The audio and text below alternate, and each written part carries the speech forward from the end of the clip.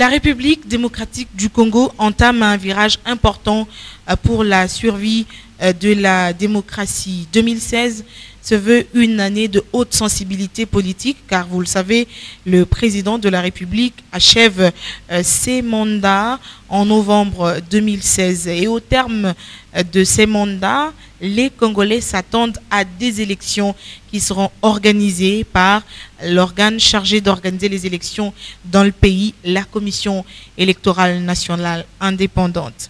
Début 2016, le doute plane encore sur la tenue de ces élections dans le pays. Que faire pour rester dans le strict respect de la Constitution en ce moment? Le point de vue de chaque Congolais compte. Et sur ce plateau, nous avons le plaisir de recevoir un Congolais qui nous vient de la France. Il vient, lui, apporter sa contribution dans l'avancement du débat. Le débat qui semble actuellement freiner le processus électoral, freiner toute idée de pouvoir continuer en restant dans le respect de la Constitution. Il s'appelle Frédéric Boyenga Bofala, président de l'Union pour la République, mouvement national. Bienvenue sur ce plateau spécial qui sera co-présenté avec Freddy Moulumba du groupe de presse Le Potentiel. Monsieur Freddy Moulumba, c'est à vous. Je donne la primeur de pouvoir poser la première question à monsieur Frédéric Boyenga. Monsieur Frédéric Boyenga Bofala, bonsoir. Bonsoir, monsieur Kabou. Vous êtes un ancien enseignant à l'Université de Lille. Vous êtes juriste, docteur en droit international européen. Qu'est-ce qui vous amène à Kinshasa en ce moment? Vous êtes invité, vous venez vous promener. Pourquoi en ce moment? Parce que vous avez passé beaucoup de temps à l'étranger. Pourquoi en ce moment vous arrivez à Kinshasa? Merci, monsieur Kaboyi. Madame Kishita. Monsieur Kaboyi, je ne suis pas venu au pays en conquérant. Je suis venu en ma simple qualité du fils de la République démocratique du Congo et président de l'UNIR-MN. Et c'est à ce titre que je propose à la nation congolaise tout entière mon plan de sortie de cette crise qui se cristallise. Ce plan qui s'intitule « Comment sortir de l'impasse politique pour relancer et achever le processus démocratique et électoral en RDC ». L'objectif principal de ma présence au Congo, c'est d'expliquer à l'opinion nationale la signification et la portée de mon plan de sortie de crise. Je crois que c'est l'une de mes tâches d'expliquer pour mériter l'adhésion populaire, c'est-à-dire pour convaincre du bien fondé de ma démarche. Comme il s'agit de l'un des premiers actes que j'accomplirai dans ce rôle à l'intérieur des frontières nationales, spirituelles, physiques, géographiques et historiques de notre pays, je suis fier que cela soit ici, avec vous, dans cette immense ville de Kinshasa qui m'a vu grandir. C'est bien le moins que je dois à la République démocratique du Congo, à la RDC d'aujourd'hui, mais aussi au Congo-Zaïre de toujours, qui l'histoire, la géographie, la culture ont indissolublement lié à moi. Il y a quelque temps déjà, j'avais promu à la nation congolaise que j'interviendrais. Aussi, je suis venu au pays proposer à la classe politique congolaise et à la nation tout entière un nouveau modus vivendi politique autour du thème de l'intérêt supérieur de la nation. Thème qui devrait nous rassembler tous au-delà de nos clivages idéologiques.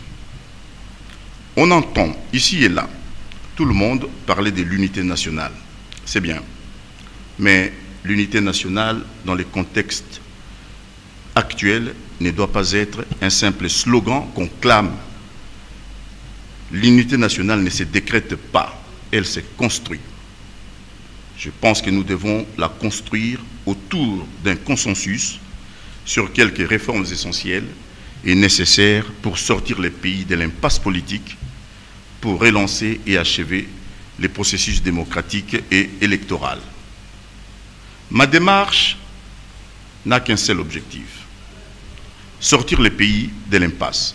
Mon objectif est d'éviter que la RDC ne sombre à nouveau dans les chaos, parce que cette fois, elle ne se relèvera pas. C'est pourquoi j'invite tous les Congolais à une réflexion approfondie sur les conséquences pour notre pays de cette crise qui se cristallise et de l'escalade de la violence. Le degré de malvoyance de certains leaders politiques sur certains enjeux est tel qu'il les empêche d'apercevoir la réalité du danger qui guette notre pays à l'horizon. Et ils soutiennent mordicus l'organisation dans la précipitation inconsidérée des élections dans le respect des délais constitutionnels. Non, nous ne pouvons pas aller aux élections crédibles dans les conditions qui prévalent actuellement dans notre pays. À moins que la RDC ne roule de nouveau vers la catastrophe, seul un accord politique crédible pourrait donc mettre fin à la crise, rétablir la confiance et la paix, relancer et achever les processus démocratiques. C'est pourquoi je demande que l'on prenne tous les problèmes à bras-le-corps et qu'ils soient réglés définitivement pour que l'impasse ne se transforme pas en conflagration. Le plus important, ce n'est pas l'affrontement pour dégager tel ou tel autre, mais notre capacité à apporter des réponses crédibles afin de mettre fin de manière responsable à la crise.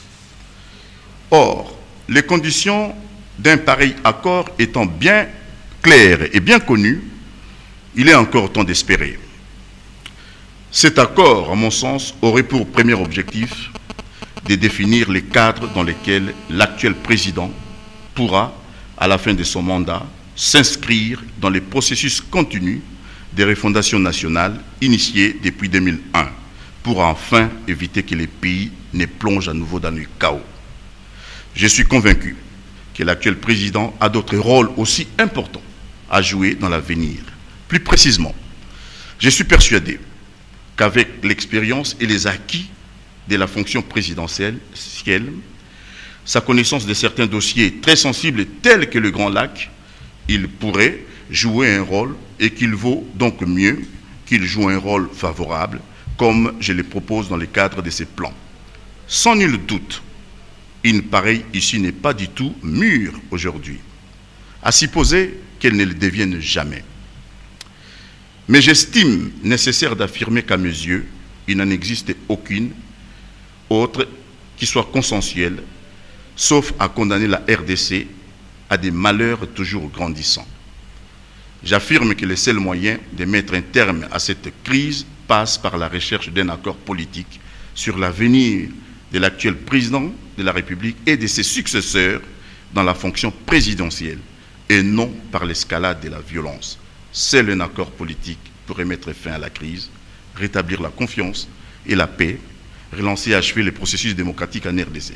Pour arriver à cette conclusion, j'ai été amené à faire la synthèse entre ce qui est de l'ordre de l'inquiétude générale sur l'avenir du pays et ce qui est de l'ordre de l'inquiétude sur l'avancement du processus démocratique et électoral.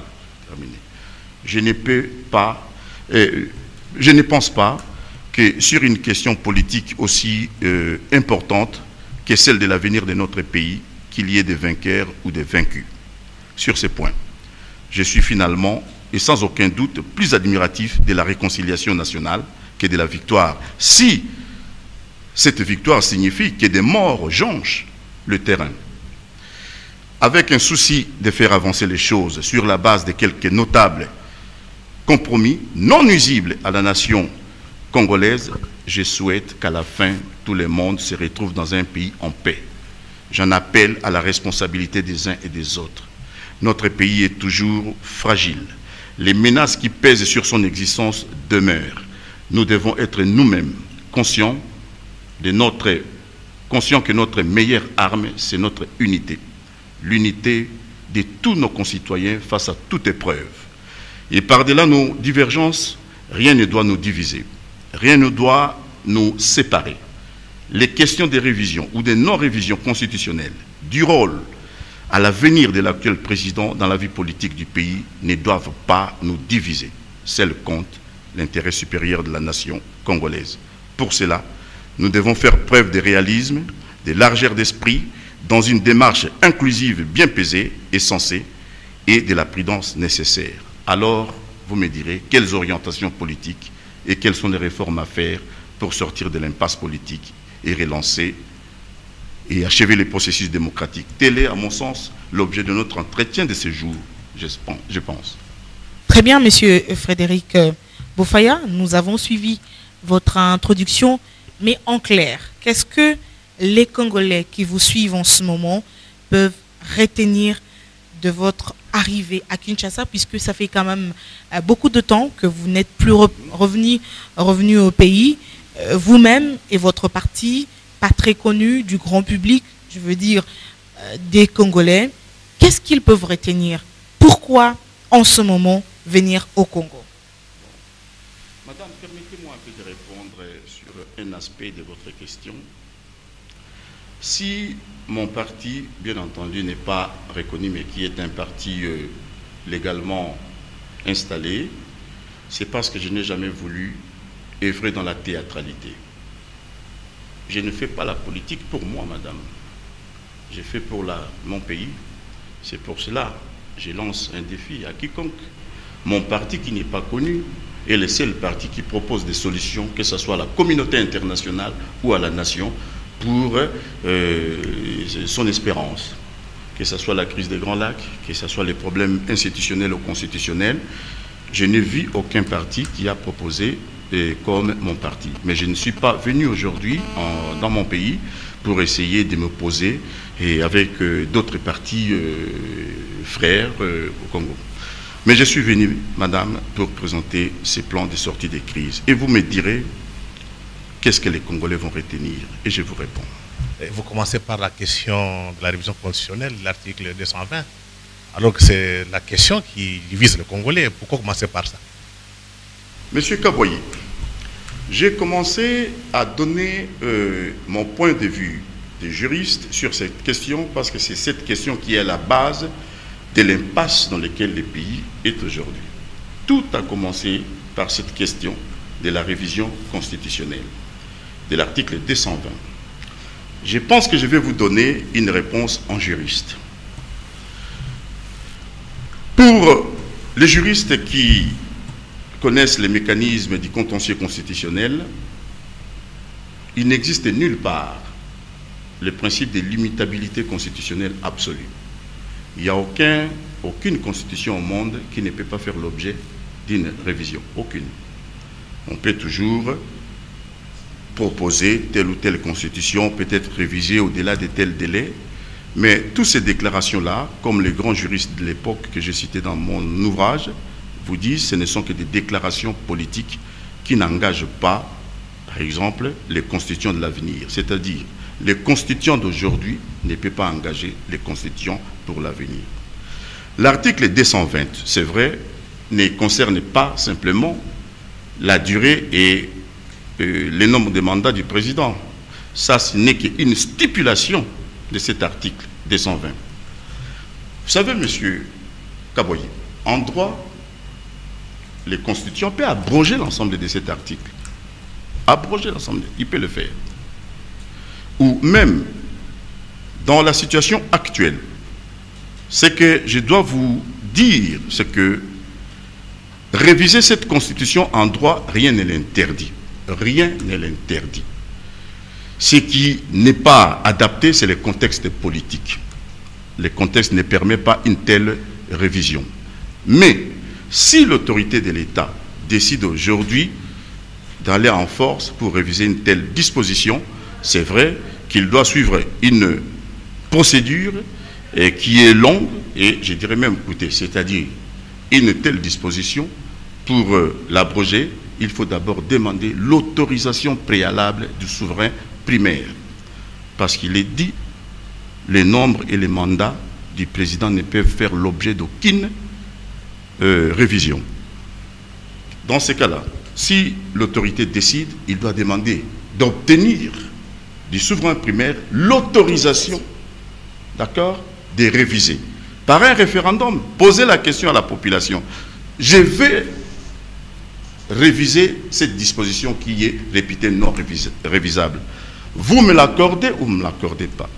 La population, les souverains primaires, répondra par oui ou non. Si les souverains primaires estiment qu'il est possible d'enlever cette interdiction, il répondra par oui. Et s'il répond par oui, il y a un deuxième référendum où les constituants, enfin l'autorité de l'État, proposera maintenant son texte de révision. Mais si le peuple, les souverains primaires, dit non, je ne vous accorde pas cette autorisation préalable, alors l'autorité de l'État ne peut pas toucher à cette disposition. Sauf à modifier l'ensemble de la Constitution, réécrire une Constitution, ça c'est possible, il n'est pas interdit de le faire. Cette difficulté, comme je vous l'ai dit, c'est par rapport au contexte politique. Mais si le contexte le permettait, il a toujours le loisir de le modifier. Oui, mais ça pose un problème. Nous sommes en Afrique. On connaît comment se passe le référendum des élections. La population a toujours des doutes. Qu'est-ce qui prouve que si les pouvoirs décidaient de réviser la Constitution en passant par des référendums, ça sera crédible? La question de la crédibilité, ça c'est une autre chose. Je peux répondre. C'est pour cela que j'invite mes compatriotes. Ne fuyez pas les problèmes. Si aujourd'hui nous mettons en place une bonne gouvernance électorale crédible et transparente, bien suivie, je pense qu'il n'y aura pas de tricherie. C'est parce qu'on laisse... Je vais vous donner un cas d'espèce. Vous savez, la CENI. Normalement, ce n'est pas la CENI de définir la politique électorale du pays. La CENI est là pour les questions techniques de faisabilité de l'élection. Toute élection, c'est l'œuvre de la politique définie par l'État, donc par les gouvernements. Mais ici, parce que vous dites en Afrique, il y a le problème de tricherie, donc les élections ne sont pas crédibles. Mais voilà, c'est pour cela que je suis au Congo, pour essayer, par rapport aux réformes que je préconise, que nous mettons en place une bonne gouvernance électorale qui soit connue de tous, du peuple et de tous les protagonistes et même de la communauté internationale pour éviter qu'il y ait triche ou toute malversation. On peut le faire. On peut le faire. Vous arrivez au Congo au moment où le débat tourne autour de l'organisation ou non d'un dialogue politique. Monsieur Frédéric Boyenga, quel est votre point de vue là-dessus? Je serai contre les dialogues. Je ne viendrai pas ici présenter à la nation ma contribution. Si je le fais, c'est parce que je crois qu'aujourd'hui, un tel dialogue est incontournable. Mais il ne s'agit pas d'un dialogue pour un dialogue, hein, pour aller à l'issue du dialogue faire un gouvernement d'union nationale. Il s'agit de quel dialogue et pour quelle finalité? Justement, j'arrive. Si nous décidons que ce dialogue ait lieu, il faut que nous définissions les cadres, les objectifs, pourquoi nous sommes là. Pourquoi on doit faire un dialogue, quel cadre et quelle est la finalité. Moi, j'ai anticipé. Dans ma tête, il y aura déjà dialogue. Et dialogue, vous verrez, dans ma proposition, je n'appelle même pas ça dialogue, pour changer un état d'esprit. J'ai dit on doit convoquer un synode politique national. Même le changement de vocabulaire implique pour moi le changement d'état d'esprit. Synode ne veut dire que cheminer ensemble. Allons ensemble, parce que notre maison est en train de brûler. Et je suis d'avis que ce dialogue doit avoir lieu. C'est lui qui vous dit qu'aujourd'hui, à l'état actuel de notre pays, que les élections auront lieu, et je crois qu'il est en train de fourvoyer le peuple congolais. Dans quelle mesure? Les conditions ne sont pas réunies. Expliquez-vous. Prenons les temps nécessaires. Vous savez, madame, nous sommes aujourd'hui au mois Quelles conditions? Les moyens? L'argent à mettre à la disposition de la CENI? Madame, non. Vous savez ça. D'abord, quel est l'objectif du dialogue? Je vous ai rappelé tout à l'heure. Ce qui nous a posé problème, ce qui pose problème jusqu'à aujourd'hui au Congo, c'est l'avenir du chef de l'État. L'avenir politique du chef de l'État. Il ne faut pas aller trop loin, c'est son avenir. Eh bien, trouvons les moyens pour lui permettre peut-être, comme je l'ai dit, sa continuité dans l'action politique au pays, on peut toujours le faire. Moi, dans ma proposition, je l'ai fait. Je l'ai fait, je propose, là, comme vous l'avez devant vous, la modification de la Constitution.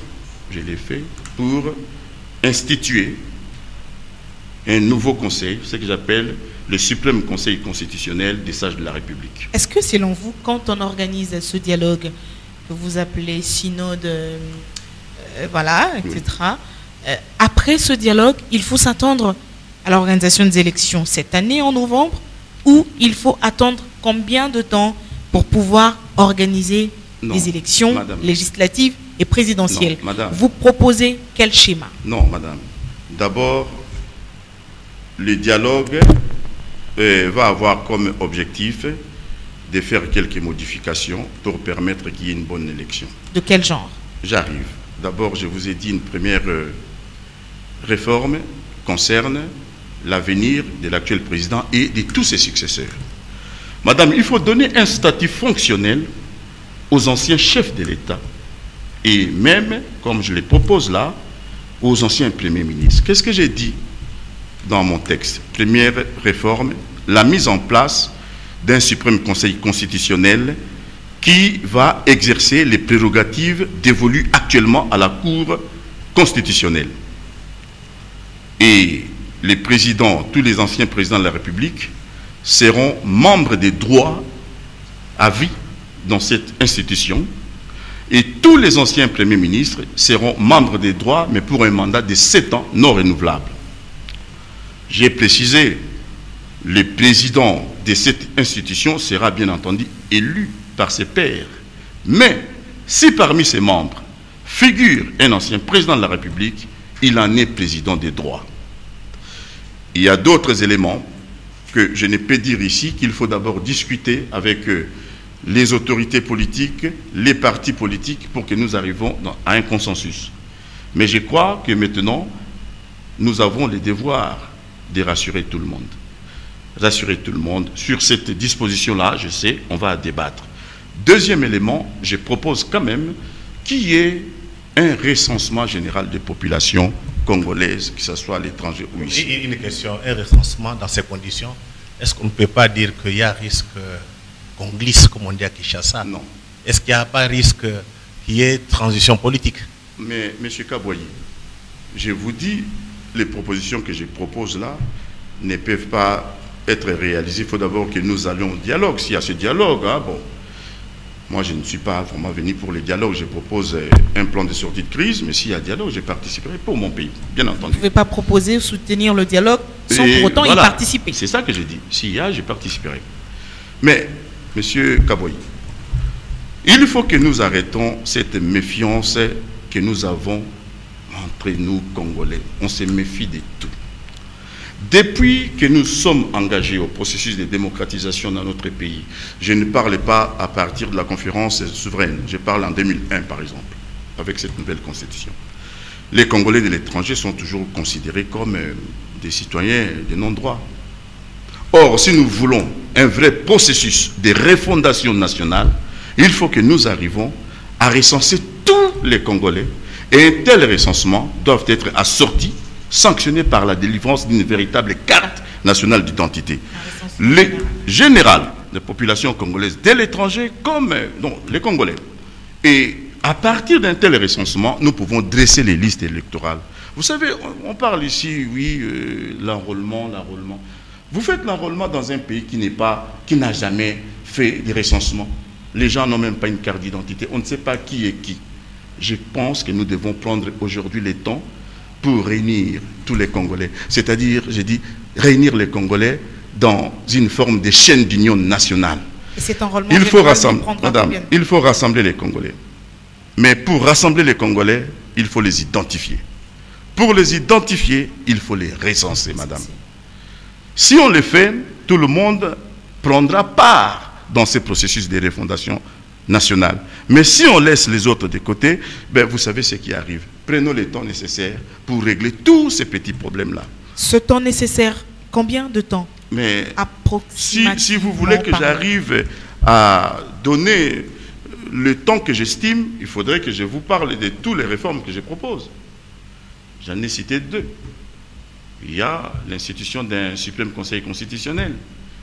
Il y a les problèmes de recensement.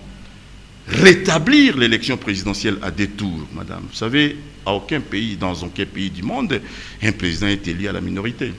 Nous devons, ça prendra du temps, mais on doit être responsable.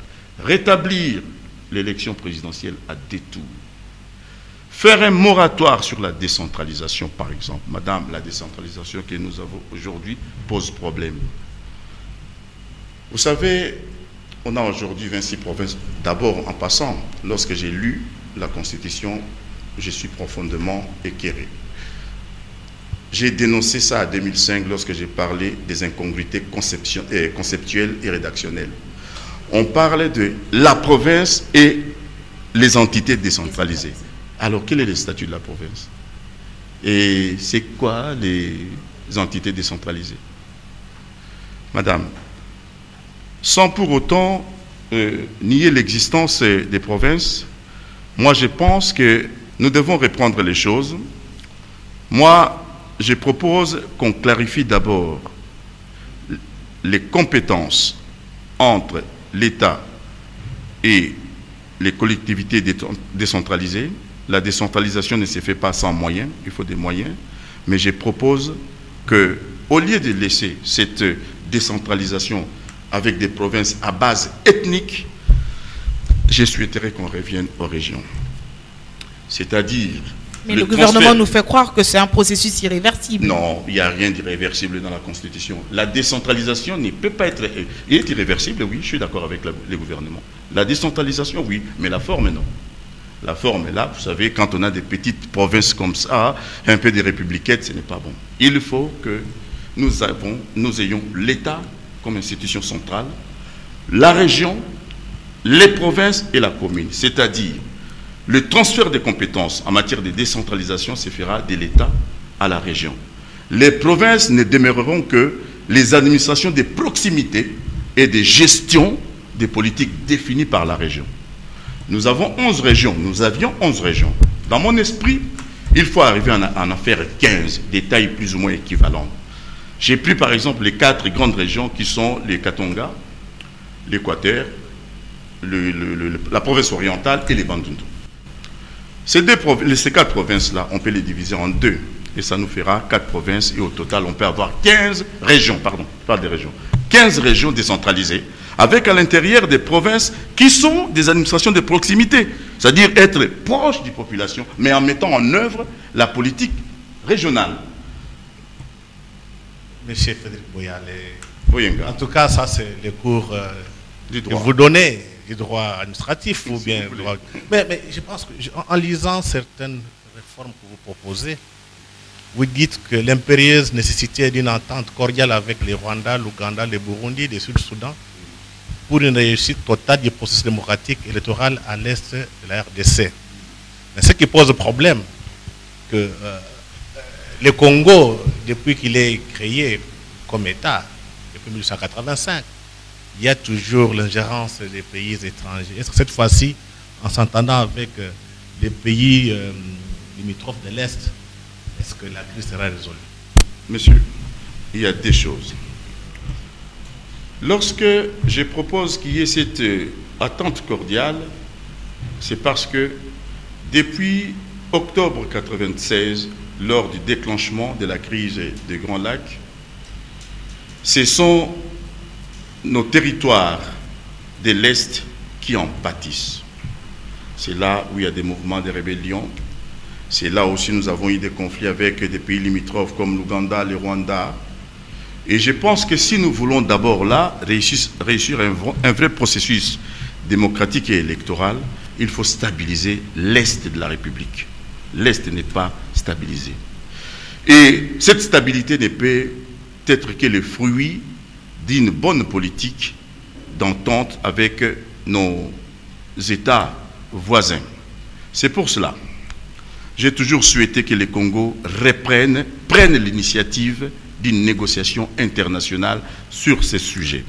D'ailleurs, moi-même, je l'ai proposé en 2013 et que cette proposition, je ne l'ai pas encore donnée à quiconque, mais la communauté internationale là. Dans mon objectif, dans mon esprit, c'est quoi? Vous pouvez aujourd'hui engager un recensement à l'Est, en Ituri, dans les Kivu, ou même les Maniema et consorts. Si nous n'avons pas la stabilité dans ces régions-là, si on a toujours des mouvements de rébellion récurrents, croyez-moi que tout sera vicieux. Tout sera vicieux, on ne peut pas. Le Congo, notre pays, aujourd'hui, c'est un enjeu politique. Il faut qu'il redevienne un acteur politique. Et pour revenir un acteur politique, il doit prendre l'initiative qu'il définisse une politique sous-régionale qui mettrait fin à la crise des Grands Lacs et qui permettrait la région de vivre en paix. C'est pour cela que j'ai proposé une alliance, l'alliance entre la RDC et ses pays voisins. Bien entendu, aujourd'hui, monsieur, si le Congo, la RDC prend une telle initiative, mais une initiative qui doit être conforme avec les principes et les buts de la charte de San Francisco, si nous prenons cette initiative, au lieu de subir, je pense que nous pouvons amener, nous pouvons demander à la communauté internationale de nous accompagner. Ce n'est pas à la communauté internationale de définir une politique régionale à notre place. C'est à nous de proposer. Et la communauté internationale nous accompagner. Moi, je l'ai fait. Je vous donne un exemple. On parle de la crise congolaise. Mais la crise congolaise n'existait pas, monsieur. Vous savez, moi aussi au Congo, bon, on a des petits problèmes politiques. Hein, je parle, c'est vrai, c'est pour ça que je parle de l'impasse politique. Mais cette crise qui demande la présence de la MONUSCO ici chez nous, ce n'est plus une crise congolaise, ça n'existait pas. Nous avons aujourd'hui la crise des Grands Lacs. C'est pour cela que j'ai toujours demandé qu'on change le mandat de la MONUSCO, que ça soit plutôt pas une mission des Nations Unies pour le Congo, mais une mission des Nations Unies pour les Grands Lacs. Et en 2013, j'ai déjà proposé, je ne voyais pas pourquoi la MONUSCO était à Kinshasa. La MONUSCO devait aller là où il y a la crise. Par exemple, mettre son siège à Goma, c'est ce qui se fait un peu.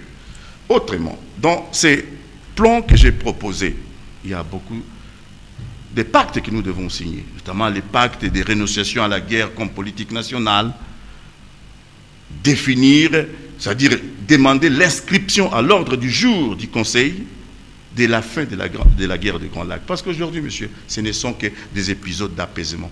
Il est temps, madame. Oui. Allez, je vous en prie, il est temps. Je pense qu'il est temps que le Congo retrouve son statut d'acteur de la sous-région. Mais n'oublions pas, à l'époque, nous avons eu la CPGL quand même, même si ça n'a pas été vraiment bien défini, mais la CPGL a existé, le Congo a joué un rôle. Aujourd'hui, avec nos pays, les pays voisins, nous sommes obligés de définir une politique d'entente cordiale si nous voulons que nos populations à l'Est, si nous voulons que notre Est soit pacifié, alors il faut une paix sous-régionale, ce que j'appelle moi la paix d'or des Grands Lacs. Oui, et comment sortir de l'impasse politique pour lancer et achever le processus démocratique électoral en RDC? C'est votre proposition, mais quelque part là, quelques méthodes pour réaliser les réformes. Il y a des termes qui reviennent souvent, consensualisme éclairé et responsable. Ça signifie quoi parmi les méthodes? Ce que ça veut dire simplement, aujourd'hui, pour arriver d'abord à mettre en place un dialogue, il faut un élan fédérateur. Les autres parleront d'inclusivité. Fédérateur. Il faut que tous les Congolais se sentent impliqués.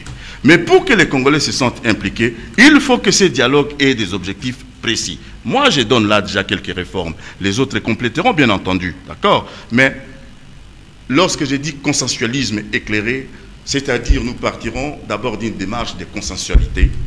Éclairé, c'est-à-dire on doit y mettre de l'intelligence. Laissons l'émotion à côté. Nous sommes émotifs. Et responsable, c'est-à-dire à l'issue d'un tel dialogue, de ces synodes, les engagements que nous allons prendre doivent avoir un effet direct et à effet erga omnes. C'est-à-dire, ça doit s'appliquer à tout le monde. Et celui qui ne les respecte pas, à ce moment-là, la nation se met contre lui en utilisant tous les moyens qu'il faut. Mais il faut que nous donnons la chance à la paix à notre pays. Monsieur Kaboy, laissez-moi un peu aller dans mes aises. Vous savez, depuis 60 même, je dirais, il nous est arrivé des fois où Kinshasa ne gouvernait même presque plus l'entièreté du territoire national. Il y a eu des moments où le pays a été occupé Pas qu'en 98 là, non, même avant, à l'époque des Adoula et consorts. La chance que nous avons toujours eue, c'est que la ville de Kinshasa a toujours été épargnée. Ce siège du pouvoir qui est spirituel et tout ça a toujours été épargné. Les crises, c'est à l'est, c'est dans des provinces, et à chaque fois, la capitale s'organisait pour mettre fin aux crises et pour récupérer, par exemple, nos territoires occupés. Je suis venu à Kinshasa après 23 ans. Cette ville immense que j'ai trouvée là, en cas de conflit, s'il y a une conflagration aujourd'hui, si Kinshasa est aujourd'hui se retrouve dans une situation de conflagration, alors croyez-moi, l'éclatement de la République se fera. Vous voulez dire la balkanisation? C'est un mot. Je préfère rassembler les hommes que de mettre les mots sur des choses. Mais le pays éclatera parce qu'à ce moment-là, on n'aura plus un pouvoir central qui essaiera de régler les problèmes ici ou là. Donc évitons que Kinshasa connaisse une telle situation. Et pour cela, j'évoque ce consensualisme. C'est la méthode consensuelle, éclairée. Donc l'intelligence responsable, que ça nous engage. Tout le monde, chacun y perdra quelque chose, chacun y gagnera dans l'intérêt supérieur de la nation. Aujourd'hui, il existe deux camps, des anti et deux pro-dialogue. Monsieur Frédéric Boyenga, qu'est-ce que vous proposez à la majorité présidentielle? Le chef de l'État a annoncé la tenue d'un dialogue en RDC. Il existe des anti-dialogues. Qu'est-ce que la majorité présidentielle doit faire à ce stade pour ramener ces partis de opposition qui hésitent encore à pouvoir rejoindre, adhérer à l'idée de la tenue d'un dialogue en RDC? Madame, vous voyez la difficulté que nous avons aujourd'hui, comme vous venez de le soulever, nous avons des camps. Il y a le gouvernement qui est pour le dialogue et les autres ne sont pas pour le dialogue. Mais vous savez, vous ne me connaissez peut-être pas, mais ceux qui me connaissent, ils savent que depuis quelques temps, j'ai lancé cette idée de dialogue et j'ai eu quelques rencontres des décideurs nationaux dans l'opposition et autres que j'ai soumis les pré-projets pour qu'il y ait un dialogue. Vous savez, aujourd'hui, quelque chose qui sortira du côté du pouvoir est toujours mal considéré. Je peux comprendre. Ce que je reproche aussi à l'opposition, c'est que, bon, on peut bien dire, je ne vais pas au dialogue, mais il faut simplement penser à l'intérêt général du pays. Parce que si nous sommes dans cette... Si aujourd'hui nous n'arrivons pas à nous entendre, croyez-moi, cette situation va nous amener à l'affrontement. Et à cet affrontement-là, nous perdrons le pays. Et à cet affrontement, personne ne récupérera les pouvoirs. Pour ne plus parler du dialogue, il faut d'abord que nous allions dans ce dialogue, que nous discutons, qu'est-ce que nous voulons pour notre pays, qu'est-ce que le gouvernement ou la majorité présidentielle propose, et qu'est-ce que même dans l'opposition, il y en a aussi qui sont pour le dialogue proposent. Avec ou sans médiation? Non, madame, c'est ça mon problème. Non. Madame, je suis fils de la République démocratique du Congo. Lorsque je viens ça, vous savez, j'ai aussi l'ambition présidentielle pour le dire. Mais j'ai mis cette ambition-là de côté. Ces pays, j'ai vécu dans ces pays, madame. Je vais vous raconter. J'avais 10 ans, j'ai défilé ici au boulevard du 30 juin avec quelques amis qui sont encore ici. C'était une fierté pour moi de défiler pour mon pays, 10e anniversaire. Je ne peux pas accepter aujourd'hui de voir ces pays qui est le mien mourir à cause de nos ambitions personnelles. Moi, j'étais mon ambition pour la suite. Aujourd'hui, je n'ai qu'un objectif, sortir le pays de l'impasse. Et qu'est-ce que je vais faire? Je suis là, ces plans, je vais les soumettre à la majorité présidentielle, au président de la République, et à l'opposition, et à tout le monde. Je ne suis pas contre les efforts que font les Nations Unies en nous proposant des médiations. Mais madame, je vous regarde droit dans les yeux. Vous ne pensez quand même pas que c'est infantilisant? Est-ce que nous sommes, nous, incapables de se dire entre nous que nous pouvons faciliter notre dialogue nous-mêmes? Parce que, vous savez, les facilitateurs jusque-là, ils rencontrent des difficultés. Parce que vous facilitez quoi lorsqu'on n'a pas un objectif précis d'un dialogue? Les gens vont parler de quoi? Moi, je pense que nous pouvons, sans dire Quand il y a facilitateur, c'est que les Nations Unies estiment que bon, nous sommes peut-être incapables de nous entendre. Mais moi, je vais essayer de m'y employer le temps que je suis ici pour essayer de me faire entendre auprès de mes compatriotes qui sont réticents au dialogue et aussi au gouvernement pour que nous arrivions à nous entendre pour parler entre nous. Sans médiation internationale, l'UDPS ne participera pas au dialogue. Non, mais madame, vous savez, la médiation internationale, je ne suis pas contre, mais elle va apporter quoi si nous-mêmes nous faisons la médiation? Est-ce qu'elle nous apporte un texte de réforme qui soit nécessaire pour la relance et l'achèvement du processus, ou il va simplement essayer de dire, ah oui, les Congolais, mettez-vous ensemble pour discuter? On va discuter de quoi? La question, c'est ça.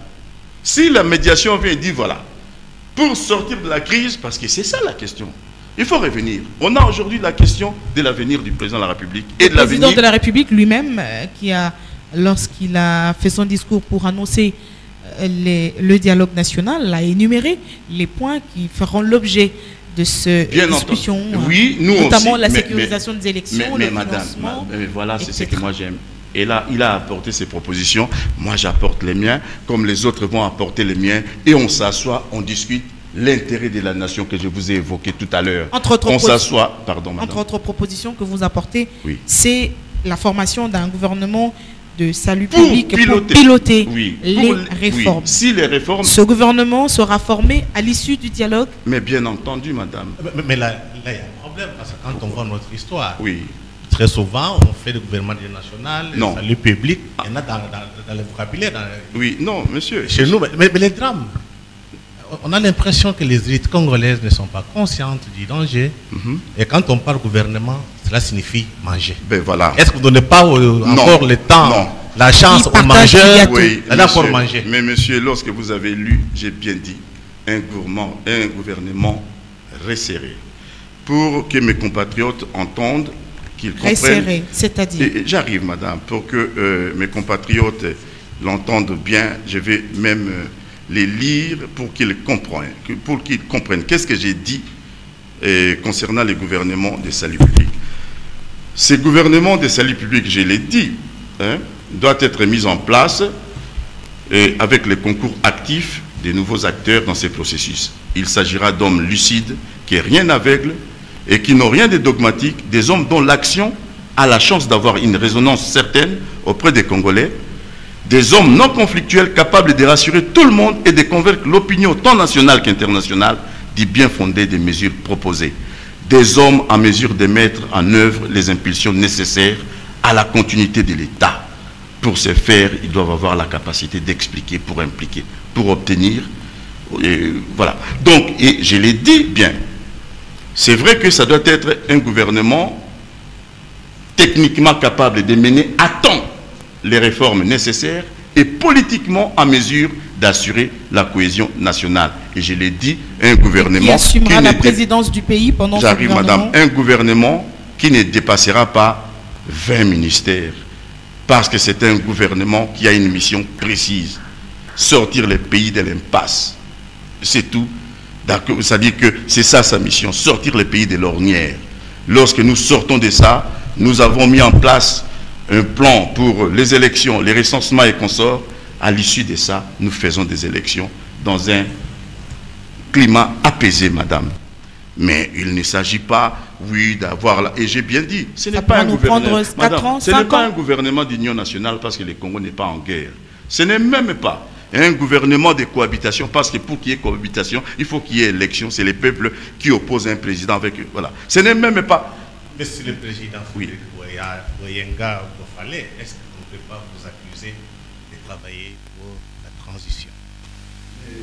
Monsieur, ça saute aux yeux.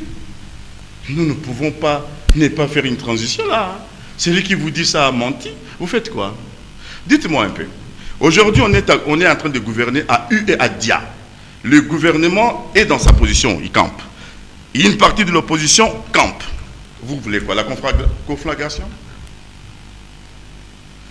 Nous ne pouvons que cheminer ensemble en prenant un petit temps pour mettre ces réformes.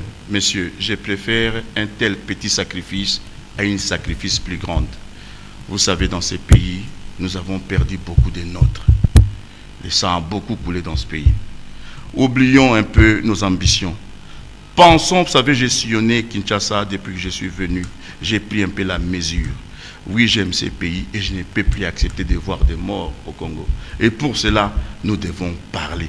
Pensons un peu, M. Kabouayi, de tous nos parents qui luttaient simplement pour une cause dont ils n'ont jamais bénéficié des fruits. Nous avons hérité de quelque chose. Oublions un peu de temps en temps nos ambitions personnelles. Vous savez, quand j'entends tout le monde là, élection, élection, élection, tout le monde est sur les starting blocks. Mais bon, je ne connais pas aussi, je ne suis pas contre. C'est une ambition légitime, d'accord? Mais les conditions ne s'y prêtent pas. Et je l'ai dit même, vous savez, l'alternance fait partie de la nature. La mort, la vie, le jour et la nuit, ça, c'est l'alternance. Personne n'y échappera. Mais simplement, nous devons faire les choses en rassurant tout le monde. Vous savez, si Kinshasa aujourd'hui tombe dans la conflagration, ça n'est fini de la RDC. Ça n'est fini. Le pays est fragile. Kinshasa risquerait. Ce que j'ai vu là, je pense que Mogadiscio sera un paradis. Évitons ça si nous pouvons éviter. Mettez un peu nos ambitions à côté. Moi, vous savez, moi aussi j'ai cette ambition-là. J'ai l'ambition. Mais aujourd'hui, je pense que ce n'est pas d'actualité. On doit d'abord résoudre les problèmes. Lorsqu'on mettra en place une bonne gouvernance, vous savez, qu'est-ce qui se passe aujourd'hui? S'il y a élection aujourd'hui, il y aura toujours des gens qui vont vous dire « Ah, on a triché. On a triché. Ah oui, c'est pas lui qui a gagné. » On a vu, hein. 2 fois nous avons fait des élections, ça a été des élections houleuses. Je pense que vous le savez. Évitons ça cette fois. L'élection est là pour essayer de résoudre des problèmes politiques. Mais si ça va encore nous amener des difficultés, parce que nous sommes dans la difficulté, je m'y oppose. Je préfère que nous prenions les temps nécessaires. Vous parlez de glissement. Je ne sais pas ce que ça veut dire. Moi, je pense que nous devons demander une période sui generis avec des objectifs précis, un temps limité pour permettre à ce que la République respire. Monsieur Frédéric Boyenga, on a pratiquement terminé cet entretien. Peut-être les 2 petites dernières questions. On vous connaissait radical. Quelques années après, vous mettez, moi je veux dire, beaucoup d'eau dans votre verre. Qu'est-ce qui s'est passé pour obtenir ou en arriver à ce changement radical de votre part? Du radicalisme modéré aujourd'hui, qu'est-ce qui s'est passé? M. Chuntois m'avait même dit, avez-vous peur? Avez-vous peur de mourir? Vous savez, il m'avait dit ça. Et je lui ai répondu, non, ce n'est pas mourir qui fait peur, mais ne plus vivre. Lorsqu'on sent qu'on est dépositaire d'une mission sacrée pour son pays. Si je savais ce qui se passait de l'autre côté du rideau, je n'aurais pas peur. Mais l'inconnu, c'est quelque chose de grave. Aujourd'hui, vous dites, je ne suis pas dans la radicalité. Je ne suis plus dans la radicalité. Mais madame, ma radicalité était éclairée. Je suis quand même le seul, si vous lisez là, qui ne fait que produire pour son pays. Moi, je ne fais pas la politique du verbiage, la théâtralité, j'en fais pas, je suis incapable. C'est pour ça, des fois, je fuis même. Moi, je suis l'homme des dossiers. Je propose, j'analyse la situation, je l'ai fait. Vous savez, j'ai 55 ans aujourd'hui. Le temps a passé. Je me suis peut-être bonifié. Je me dis, les peu de temps qui me reste à vivre, je peux les consacrer à mon pays. Je veux que tous les Congolais pensent à l'avenir du pays. La radicalité, ça nous amène à quoi?